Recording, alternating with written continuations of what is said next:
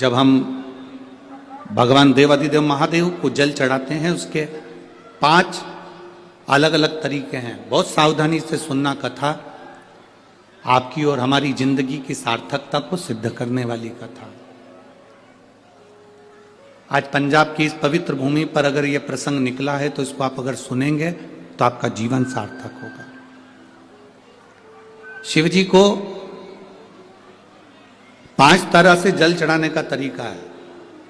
जैसे पंचामृत होता है, दूध, दही, शहद, घी, शक्कर, ये सब पंचामृत के अंतर्गत आते हैं। उसी तरह शंकर जी को 5 तरह से जल चढ़ाने का क्रम वर्णित किया गया। अब उसको समझेंगे, बहुत सावधानी से समझिएगा। पहला, जल लेकर आए, सीधे डायरेक्ट शंकर भगवान के शिवलिंग पर चढ़ा दिया। यह प्रथम जल का चढ़ाने का तरीका।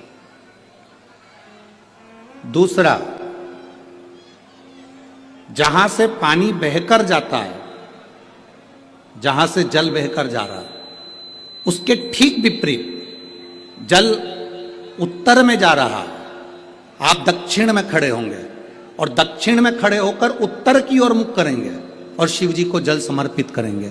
यह रोग मुक्ति करने वाला है और हमारे रोग पर हमें विजय प्रदान करने वाला है। यह जल चढ़ाने का तरीका। एक, सीधे मंदिर में गए, लोटा भरकर जल उठाया, शिव जी को चढ़ा दिया। दूसरा, जल जहां से पानी बहता है, शिव जी का चढ़ा हुआ जल जहां से बहकर जाता है, उसके ठीक विपरीत में शिव जी का जल इधर जा रहा है तो तुम यहां खड़े हो, तुम यहां बैठो, यहां मत बैठना, यहां मत बैठना, इधर बैठो। अगर रोग का निवारण है तो यहां बैठो।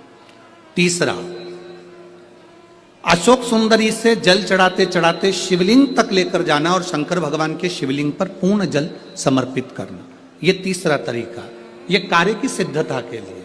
हम जब किसी से आस ना लगाकर परमात्मा से विनती करते हैं तो वो विनती करने का तरीका। तीसरा।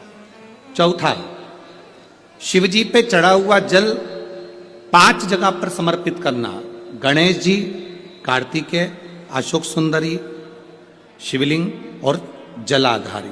ये चौथा क्रम है। जब जिस नारी का, जैसे एक पत्र है, देखिए,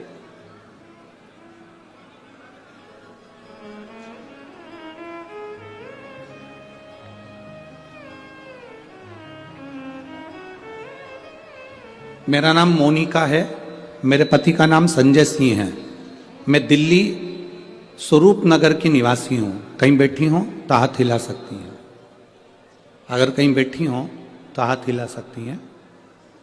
मेरा नाम मोनिका है, मेरे पति का नाम संजय सिंह है। मैं दिल्ली स्वरूप नगर की निवासी हूँ। मेरा फ़ोन नंबर ये है। कहीं बैठी हैं?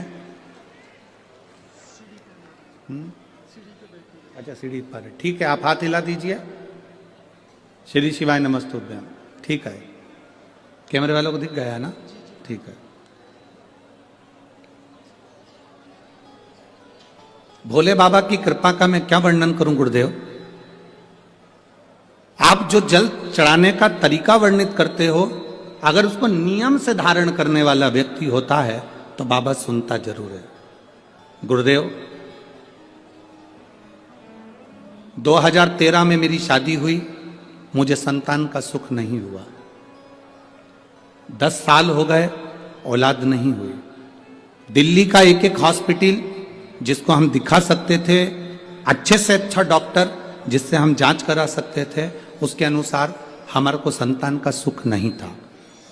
आयुर्वेदिक डॉक्टर, अंग्रेजी दवाई, होम्योपैथिक सब कराई, IVF भी कराया तो भी संतान का सुख नहीं आया। आखिरी में डॉक्टर ने कह दिया, इधर उधर मत भटको, तुम्हें संतान नहीं होगी। जिसने जहां कहा हम वहां पर भी गए, गोदी भरवाई, झोली भरवाई, पर संतान नहीं आई। गुरुदेव, मेरे बाबा की कृपा किसको कहते हैं? आपने बेलपत्री के वृक्ष के नीचे जल चढ़ाना, उसमें से जल बचाकर शिव जी को समर्पित करना, सफेद आंकड़े की जड़ का प्रयोग करना, ये बताया था। और मेरे बाबा की कृपा से मेरा गर्भ ठेरा। मेरे बाबा ने मुझे आज 10 साल के बाद औलाद दी है। मैं उसको यहाँ प्रणाम कराने के लिए लेकर आई हूँ, उसको नमन कराने के लिए लाई। बच्चा लाए हैं क्या साथ में? बाबू को लाए हैं क्या? नहीं लाए? ठीक है। मैं प्रणाम करने के लिए लाई हूं।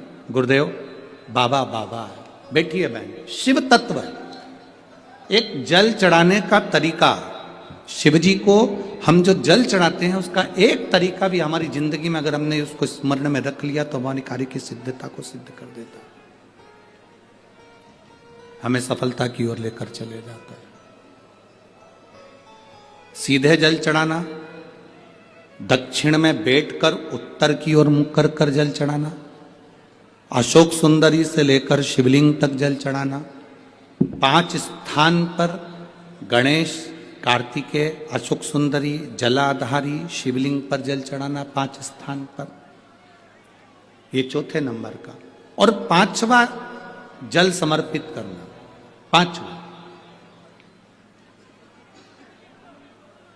5वें नंबर का।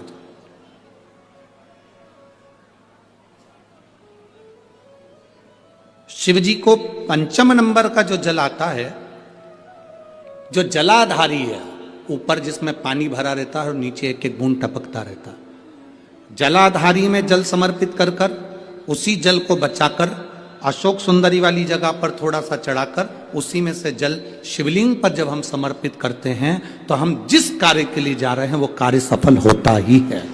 ये 5वां नंबर का जल समर्पण।